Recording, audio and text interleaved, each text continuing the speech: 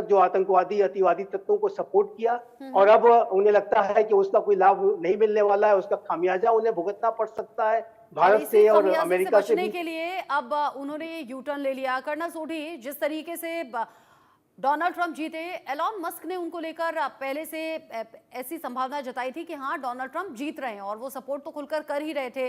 अभी Elon Musk ने Justin Trudeau को लेकर भी जिक्र किया और ये कहा कि मैं भविष्यवाणी करता हूं कि वो आने वाले चुनाव में हार रहे हैं। ये तो एक अलग सी बात रही। भारत लगातार जस्टिन ट्रूडो की नीतियों का विरोध करता रहा। निज्जर हत्याकांड को लेकर उलझुल आरोप कनाडा और जस्टिन ट्रूडो की तरफ से भारत को लेकर लगाए जाते रहे, लेकिन अब ट्रंप के जीतने के बाद और साथ ही साथ ये जो अलग अलग आलोचना है वो झेलने के बाद ट्रूडो क्या ये रियलाइज कर गए हैं कि नुकसान होने वाला है? और अगर आर्थिक तौर पर बात करूं तो कनाडा का जो कुल मिलाकर एक्सपोर्ट है उसमें 75% अमेरिका को जाता है, यानी वो जानते हैं कि अगर पंगा ले लिया तो आर्थिक तौर पर भी इसका नुकसान होगा। जैन रचना जी, ये मेरा सौभाग्य कि मैं आपके न्यूज चैनल और विख्यात को पैनलिस्ट के साथ हूं। आज के जमाने में चुनाव जीतना या एक ओपिनियन फॉर्म करने में अहम भूमिका सोशल मीडिया निभाता है। इससे पहले जब एलॉन मस्क ने डोनाल्ड ट्रंप का समर्थन नहीं किया था, ये जो चुनाव हुए हैं, तब तक डोनाल्ड ट्रंप का जीतना बहुत मुश्किल लग रहा था। लेकिन जिस जिस वक्त एलॉन मस्क ने डोनाल्ड ट्रंप का खुले तौर पे समर्थन करना शुरू किया, पलड़ा पूरा डोनाल्ड ट्रंप की तरफ चेंज हो गया और डोनाल्ड ट्रंप एक बहुत बड़ी मार्जिन के साथ जीते।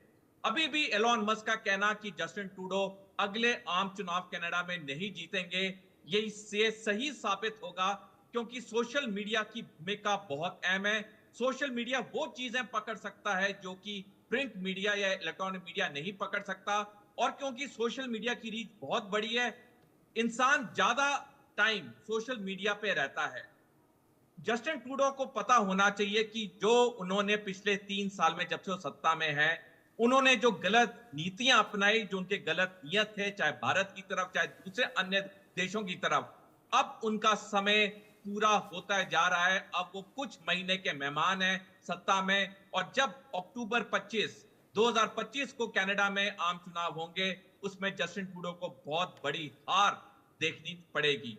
लेकिन जाते जाते जस्टिन ट्रूडो को कनाडा के लिए और बीज और खराब बीज नहीं बोने चाहिए, कनाडा को खाई में और नहीं घसीटना चाहिए, क्योंकि चुनाव नेता हारते हैं जीतते हैं, लेकिन देश पे कभी कॉम्प्रोमाइज नहीं करना चाहिए, जो कि जस्टिन ट्रूडो ने कनाडा के हित को बहुत कॉम्प्रोमाइज किया है। खालिस्तानियों को, जिहादियों को वहां खुली पनाह दी है, उनको वहां करने दिया जो वो चाहते थे, जिसका खामियाजा आज कनाडा हर अंतर्राष्ट्रीय फोरम में भुगत रहा है। जिस तरीके से यहाँ बातें सामने आ रही हैं उसको लेकर अलग अलग रिएक्शंस हैं। इस बीच कनाडा, जहां पर हिंदू मंदिर में उपद्रव का मामला, ब्रैम्पटन मंदिर में हमले का जो आरोपी है वो रिहा हो गया है, जो जानकारी मिल रही है। खालिस्तान समर्थक की रिहाई से ये विवाद और ज्यादा बढ़ता हुआ नजर आ रहा है। गिरफ्तारी के बाद पुलिस ने आरोपी को छोड़ भी दिया। आरोपी की रिहाई पर हिंदुओं ने गुस्सा जाहिर किया है, रोष दिखाया है। आरोपी खालिस्तान समर्थक इंद्रजीत गोसाल, जिसे रिहा कर दिया गया है। ब्रैम्पटन में जिस तरीके से हिंदू मंदिर पर हमला हुआ, फिर वहां जब प्रदर्शनकारी हिंदू पहुंचे उन पर भी हमला हुआ। ऐसे में कनाडा में हिंदू मंदिर में उपद्रव का जो मामला था उसमें जो गिरफ्तारी हुई थी उसे रिहा कर दिया गया है। खालिस्तान समर्थक की रिहाई से ऐसा लग रहा है कि विवाद और ज्यादा बढ़ गया है। इंद्रजीत गोसाल, जिसे रिहा किया गया है। संजीव जी, एक तरफ तो सच स्वीकार करने की बात है, यानी कि ट्रूडो उस पर थोड़ा सा ये कह सकते हैं कि डैमेज कंट्रोल करने की कोशिश करते हुए दिखते हैं, लेकिन नीतियों में तो कहीं अंतर दिखता नहीं। यहाँ जो आरोपी था उसे रिहा भी कर दिया गया इतनी जल्दी। जी जी बिल्कुल, देखिए ये सिर्फ ये कह देना कि वहां पर खालिस्तानी मौजूद हैं और वो सिख जो वहाँ की जनसंख्या है उसको रिप्रेजेंट नहीं करते, इतना काफी बिल्कुल भी नहीं है। ये सिर्फ एक बयान मात्र है। जब तक जस्टिन ट्रूडो अपने पूरे अप्रोच में, पूरे व्यवहार में, अपनी कथनी और करनी में बड़ा परिवर्तन नहीं लाते, तब तक जाहिर है कि वहां पर उनके उनकी अपनी स्वयं के लोकप्रियता में और स्वयं क्रेडिबिलिटी में और पूरे कनाडा की और भारत के संबंधों में कोई सुधार नहीं आ सकता।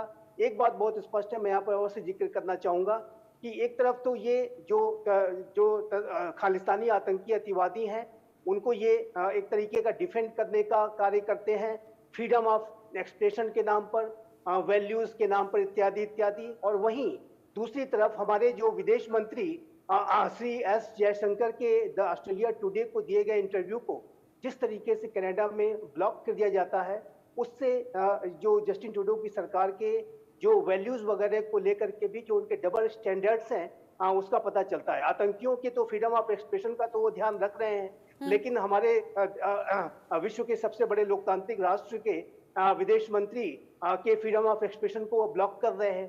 तो ये कहाँ का किस तरीके का वैल्यू ये फॉलो करते हैं? जाहिर है कि जस्टिन ट्रूडो एक्सपोज हुए हैं, अवसरवादी तो है ही, साथ ही साथ उनके डबल स्टैंडर्ड्स भी हैं, और जिसको के लेकर के डोनाल्ड ट्रंप ने बहुत पहले उनको इसी तरीके के उनके व्यवहार के लिए उनको डबल फेस्ड पर्सनालिटी बताया था और उनको फार लेफ्ट लुनाटिक जैसे शब्द का भी इस्तेमाल किया था। तो जस्टिन ट्रूडो की जो व्यक्तित्व है उसमें अनेक विसंगतियां हैं, हाँ। और जाहिर है कि एक बयान देने से वो दूर नहीं होने वाली। कनाडा को अपने व्यवहार में और अपनी कथनी में बिल्कुल, भी और वो बड़ा अंतर नजर आ रहा है, कहा कुछ जा रहा है, किया कुछ जा रहा है। यहाँ आरोपी को रिहा भी कर दिया। कर्नल सोढी, जिस तरीके से अभी ये बात हो रही है कि यू टर्न ले लिया, भाई सच स्वीकार कर लिया, लेकिन दूसरी तरफ तो ये है कि नीतियों में किसी तरह से कोई बदलाव नहीं, और जो भारतीय छात्र हैं उनके लिए ट्रूडो ने एक बड़ा झटका भी दे दिया। फास्ट ट्रैक वीजा को खत्म करने की बात सामने आ रही है। रचना जी, पिछले साल 2023 में 48,085 भारतीय छात्र कनाडा पढ़ने के लिए गए थे, और कनाडा सालाना भारत से ही इन छात्रों के जरिए 5 बिलियन अमेरिकी डॉलर कमाता है। जस्टिन ट्रूडो ने ये वीजा को स्ट्रिक्ट करके हमारे भारत के छात्रों को एक बहुत बड़ी ठेस ही नहीं पहुंचाई है, बल्कि कनाडा के अर्थव्यवस्था को भी ठेस पहुंचाई है, क्योंकि जो 5 बिलियन अमेरिकी डॉलर ये हर साल कमा रहे थे उस पे भी बहुत बड़ी एक दिक्कत आएगी। जस्टिन ट्रूडो को याद रखना चाहिए कि जो भी उनकी अनबन है भारत के साथ, उसमें ना भारत के छात्रों पे इफेक्ट आना चाहिए, ना कनाडा की अर्थव्यवस्था पे इफेक्ट आना चाहिए।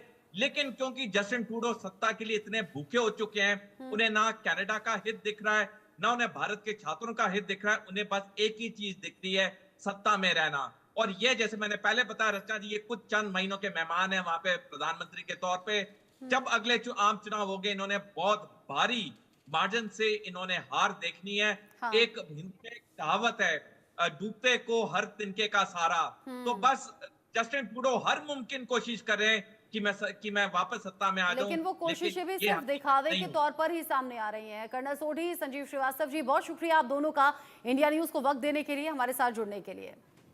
इसी खबर के साथ वक्त छोटे से ब्रेक का हो गया है। ब्रेक के उस पार भी खबरें जारी हैं, कहीं मत जाइएगा, देखते रहिए इंडिया न्यूज।